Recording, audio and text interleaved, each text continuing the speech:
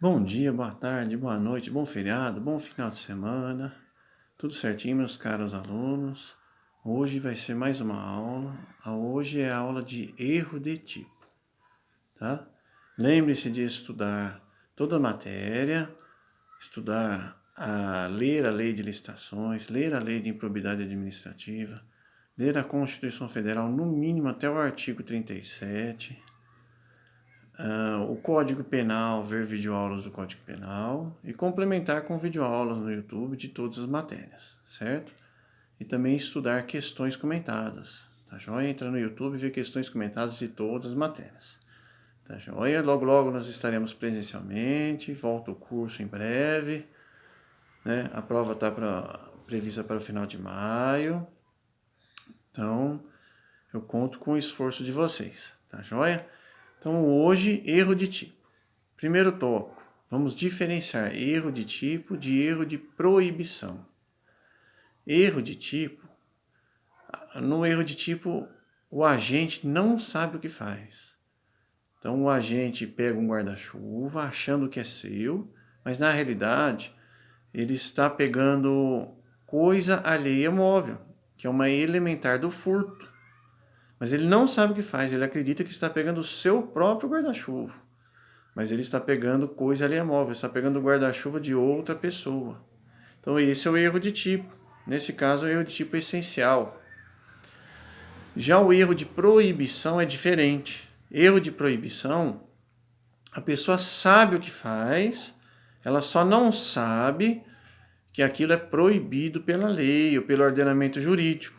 Entendeu? Então ela sabe o que faz, não sabe que é proibido. É diferente do erro de tipo. Como eu já falei, no erro de tipo a pessoa não sabe o que faz. Um exemplo de erro de proibição. Alguém acha um objeto com um certo valor na rua. Então a pessoa sabe o que faz. Ela está pegando o objeto, sabe que não é seu, mas ela não sabe que se apropriar de um objeto achado na rua, não devolvê-lo para o dono, não procurar o dono, é crime, mas a pessoa não sabe que é crime. Então esse é um erro de proibição, diferente do erro de tipo, certo? E hoje vamos falar do erro de tipo, mas agora vocês já têm uma noção do que é o erro de proibição, tá joia? Na prova de vocês pode cair erro de tipo e pode cair erro de proibição também. E muitas vezes cai a diferenciação. As perguntas querem. O examinador quer saber se você sabe a diferença entre os dois. Agora vocês sabem e vocês vão acertar essa questão. Então, o erro de tipo. O que é o erro de tipo? O tipo penal é a sua descrição na lei penal. Por exemplo, artigo 155, furto. Subtrair coisa alheia móvel. Está descrito. Esse é o tipo penal, a descrição. Então, o erro de tipo é um erro quanto à situação fática, quanto à realidade descrita no tipo penal, certo? Esse é o erro de tipo. E o erro de tipo, ele se subdivide em erro de tipo essencial, quando o erro está na situação fática, na realidade, mas ele é essencial, ele é relevante, né? Ele é relevante. Você está errando contra uma elementar do tipo, com uma circunstância do tipo, ou com um pressuposto fático de discriminação. Tudo isso eu vou explicar depois, pormenorizadamente. Aí sim é um erro essencial. Mas existe também o erro de tipo acidental. Então é um erro quanto à descrição do tipo, quanto à situação fática, mas é um erro irrelevante. A pessoa vai responder pelo crime do mesmo jeito, certo? Então agora vamos começar, primeiro com relação ao erro de tipo essencial. Quais são as consequências do erro de tipo essencial? O erro de tipo essencial relevante, quanto às elementares, ou circunstâncias, ou pressupostos fáticos de discriminação, ele exclui o dolo. Em todos os tipos, em todas as formas do erro de tipo essencial, são excluídos o dolo. Agora, se o erro for inevitável, invencível o excusável, ou seja, o agente pode se excusar, pode se desobrigar, neste caso exclui a culpa também. Culpa também. Lembre-se que dolo é vontade consciente e que a culpa é negligência, imperícia, imprudência. Então exclui o dolo, a vontade consciente, e exclui a culpa, negligência, imperícia, imprudência. Se for inevitável. Agora, se for um erro de tipo essencial, relevante, mas for evitável, for vencível, for inexcusável, neste caso, o agente responde por culpa se o tipo penal prever a culpa. Por exemplo, no caso do furto, não existe furto culposo. Tá joia? Então vamos lá, vamos dar exemplos. Então, o erro de tipo essencial. Quanto às elementares, é o exemplo do guarda-chuva. Agora eu vou dar o mesmo exemplo com a caneta. Você pega a caneta Bic preta, que está ao seu lado. Acredita que é sua, mas não é sua, ela é do seu companheiro de serviço que trabalha na mesa ao lado. Esqueceu na sua mesa. Você leva para casa. Então, você acha que é sua, isso é essencial, é relevante por quê? Porque ela não é sua, então você subtraiu coisa alheia móvel. Mas, neste caso, exclui o dolo, e como não tem furto culposo, exclui a culpa, não responde por nada. Tem o mesmo exemplo do guarda-chuva. Agora, erro de tipo essencial, a segunda subespécie, com relação às circunstâncias. Então, o agente casa com uma outra pessoa, achando que essa outra pessoa é viúva, achando que essa pessoa é separada, e ela não sabe. E na hora que vai descobrir, a pessoa também é casada, mas ela não sabia que era casada. Então, houve o quê? O crime de bigamia. Cometeu o crime de bigamia, mas não sabia, achou que a pessoa era viúva ou separada. Neste caso, se for inevitável, exclui o dolo e a culpa. Se for evitável, tinha como a pessoa saber, aí ela responde por crime culposo se a bigamia tiver no tipo a previsão da culpa. Certo? Terceiro subespécie do erro de tipo essencial relevante. É o erro quanto aos pressupostos fáticos de discriminação, também conhecido como pressupostos fáticos de justificação, ou se não, são conhecidos como erros contra as excludentes de antijuridicidade ou excludentes de ilicitude. Ilicitude é mais correto porque está na lei. Também é conhecido como as discriminantes putativas por erro de tipo. Todos são três nomes para a mesma coisa. Erro, pressupostos fáticos, quanto às discriminantes ou justificativas, justificantes.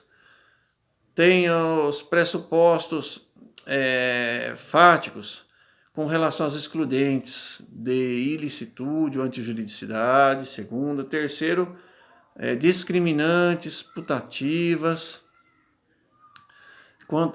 por erro de tipo, certo? Vamos dar um exemplo.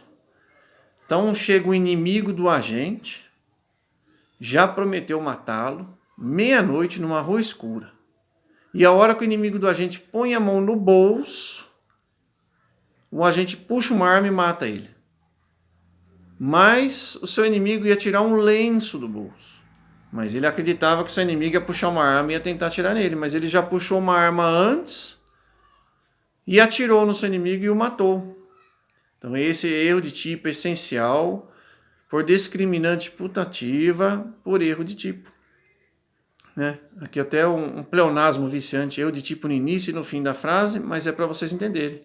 É o erro de tipo essencial, por discriminante putativa. E essa discriminante putativa é por erro de tipo, certo? Ele achava que estava acobertado pelo manto da legítima defesa. Por isso que é um erro de tipo por excludente, por erro na excludente de ilicitude.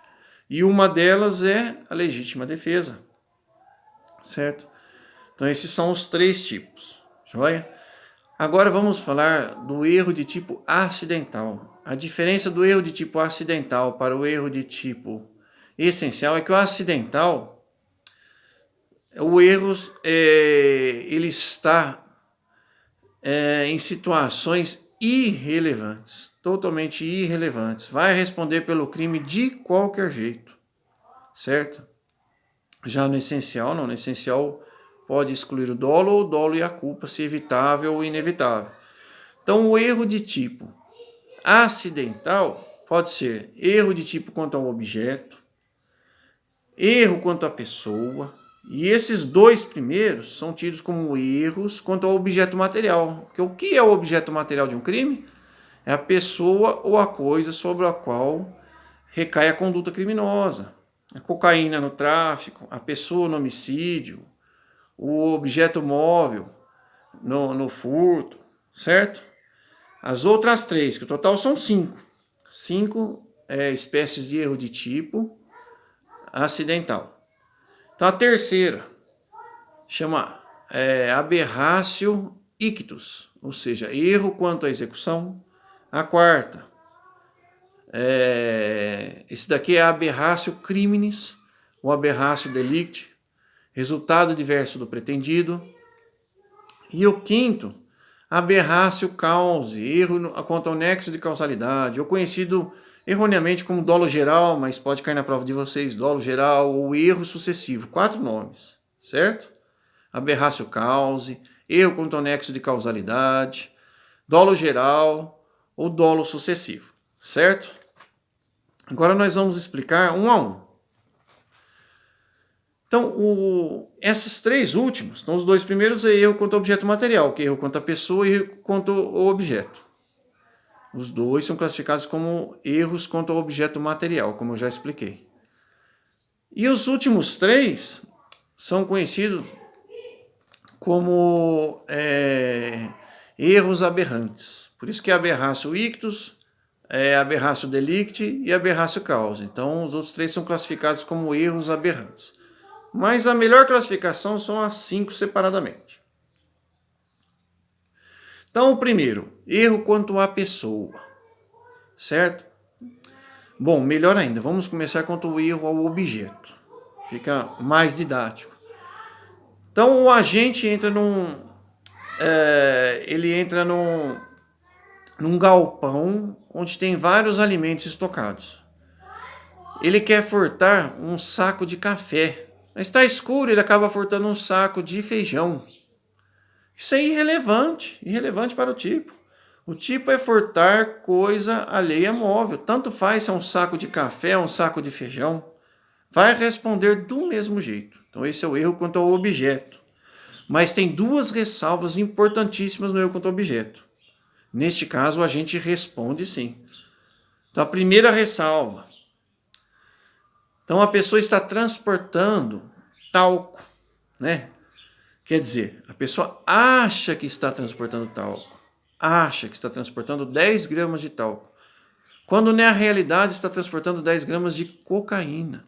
Então ele acredita que está transportando 10 gramas de talco, mas está transportando 10 gramas de cocaína. Neste caso é relevante, por quê? Porque a cocaína é tráfico de droga. Então pode ser cocaína para uso próprio ou pode se encaixar no tráfico de drogas. Já o talco não tem crime nenhum. Então esse é relevante. Aí depois vai ter que analisar a culpabilidade do agente, se ele sabia, se não agia, mas isso é uma diferença de objeto relevante. É muito diferente da saca de café a saca de feijão. Uma segunda ressalva quanto ao erro, quanto ao objeto. Então a pessoa vai furtar um relógio e vê que o relógio é dourado. Então a pessoa vê que o relógio é dourado, acredita que o relógio vale 50, 100 reais no máximo. Só um relógio dourado. Depois que ela furtou, ela percebe que o relógio é de ouro. Aquele relógio vale 3.000 reais. Aí é relevante também. Por quê? Um furto de 50 a 100 reais é um furto privilegiado, com a pena menor. Ele furtando um relógio de ouro com um valor maior, a pena é maior. Então o erro quanto ao objeto é irrelevante. Salvo no caso da diferenciação entre a cocaína e o tal, que vocês podem fazer analogia com tudo na vida que seja semelhante. e salvo também um objeto que você acredita, que o agente acredita que é um valor e o valor é maior, certo? Segunda modalidade de erro de tipo acidental ou irrelevante. Erro quanto à pessoa. Então, no erro quanto à pessoa, o erro está aqui, ó. Segundo o nosso grande professor Fernando Capês. Então, o erro está aqui, ó. E nosso grande professor Rogério Sanches também. Rogério Sanches diz que o erro está na identificação da pessoa, né?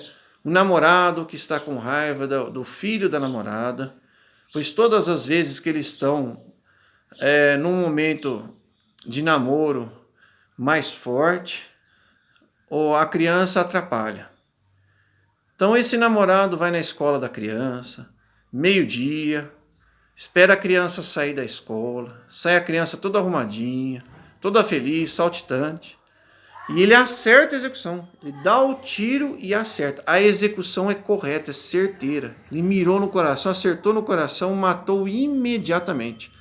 Então, no erro contra a pessoa, a execução é certeira. O erro está aqui, ó, segundo Fernando Capês. E segundo o Rogério Sanches, o erro está na identificação. A hora que ele foi contemplar a sua obra, chegou lá, na realidade, estava um anão alfa. Então tinha um anão com o nome de Alfa. Aquele anão tinha roubado a roupa da criança na hora do intervalo da escola. E ele matou o anão. Então, ele identificou mal a pessoa. Identificou mal, mas acertou o tiro. Certo? Esse é o erro contra a pessoa. É diferente da terceira modalidade. Na terceira modalidade, ele erra na execução. A terceira modalidade é aberratio ictus, ou erro quanto à execução. Nessa terceira modalidade, ele erra a execução. Ele erra a execução, mas desta vez ele acerta a identificação da pessoa. Ele identifica corretamente. O A quer matar o B. E na hora que ele vê, é o B mesmo, sem dúvida. Mas na hora que ele vai executar, vai dar o tiro, o que acontece? Ele acerta o C. Para vocês decorarem e nunca mais esquecerem, aberratio ictus, ou erro contra a execução, é a bala perdida. A bala perdida. Então, nunca mais vocês vão esquecer o que é aberratio ictus, ou erro contra a execução. A pessoa atirou o A tirou para acertar o B, identificou corretamente, diferente do erro contra a pessoa, que eu expliquei, que queria matar a criança e acabou matando o anão, mas acertou o C. E esta terceira modalidade se subdivide em duas. Pode ser aberratio ictus simples, unidade simples, ou seja, o A atirou no B e acertou o C. Neste caso, responde, ele quis matar, quis. Matou, matou. Então responde pelo homicídio. Se não conseguiu matar, homicídio tentado. Se conseguiu matar, o consumado. Mas levando-se em consideração, as características da vítima virtual. Então imagina que o A queria matar o seu pai. Queria matar o seu pai. E quando mata o pai, a pena é aumentada, a pena fica muito maior. Certo? Só que ele acertou o C, e o C era um transeunte, uma pessoa totalmente desconhecida. Então ele vai responder para o homicídio, que ele queria matar e matou. Matou o C, que é desconhecido, não é o seu pai, ele errou o seu pai. Mas, na realidade, ele vai responder por homicídio, como se tivesse matado o seu pai, com a pena maior, sim. Então responde pelo crime e responde sim, segundo as características da vítima virtual, não a real, não a efetiva. Certo? Então agora vamos para a quarta modalidade. A quarta modalidade, ela é aberratio criminis ou aberratio delictis. Ou se não, erro quanto ao resultado. Resultado diverso do pretendido. Então a pessoa vai jogar uma pedra e quer quebrar a vidraça do seu inimigo. Antes dele acertar a vidraça, está passando o idoso, acerta bem na fonte do idoso. Ou lesiona ou mata o idoso. Neste caso, ele responde por lesão corporal ou homicídio culposo, porque a intenção dele não era matar o idoso, era quebrar a vidraça. Então é culposo. Responde sim, se for unidade simples. Se for unidade composta, o idoso está passando por trás do vidro, desculpa. Está passando por trás do vidro. Aí quebra o vidro, ele responde por crime contra o patrimônio doloso, porque ele quis quebrar o vidro, e homicídio culposo contra o idoso, se ele matou o idoso. Agora, voltando na terceira modalidade, além da unidade simples, a terceira modalidade é aberratio ictus, ou erro contra a execução. Existe a unidade composta. O A quer acertar o B, acertou o C. Mas antes de acertar o C, acertou o B, atingiu o B, atravessou o B e acertou o C. Então ele acertou a pessoa que ele pretendia e mais uma ou outras pessoas.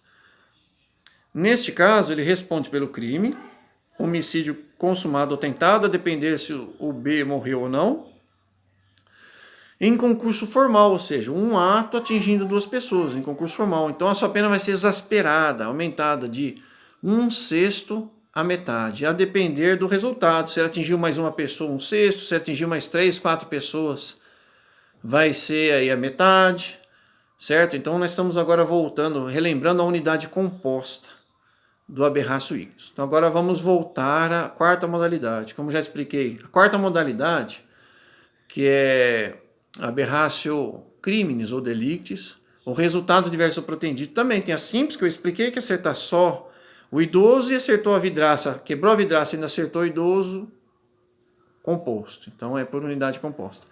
E a quinta modalidade é aberratio cause, ou erro contra um nexo de causalidade, segundo nome, terceiro nome, são sinônimos, mas na prova de vocês pode cair qualquer um dos nomes. Pode vir como dolo geral, pode vir também como um erro sucessivo. Neste caso, qual que é o melhor exemplo? Então, fulano está com raiva da sua sogra e dá veneno para a sogra. Aí pôs veneno na comida, a sogra aparentemente morreu, deu morte encefálica, aparentemente, porque o fulano ele não é médico. Ela caiu dura no chão. Aí ele empacota ela e joga ela no mar. Na hora que vai fazer a necrópsia ou necropsia, descobre que ela morreu afogada. Então, neste caso, houve um erro contra o nexo de causalidade. Ela não morreu contra o veneno não foi idôneo a matá-la. Mas ele quis matar, matou. Ele quis matar, quis. Houve o dolo. Ele matou, matou. Então ele responde pelo homicídio, sim. Certo? E vai responder como se tivesse matado por veneno, porque ele queria matar era por envenenamento. Envenenamento é um crime torpe, um crime qualificado, certo?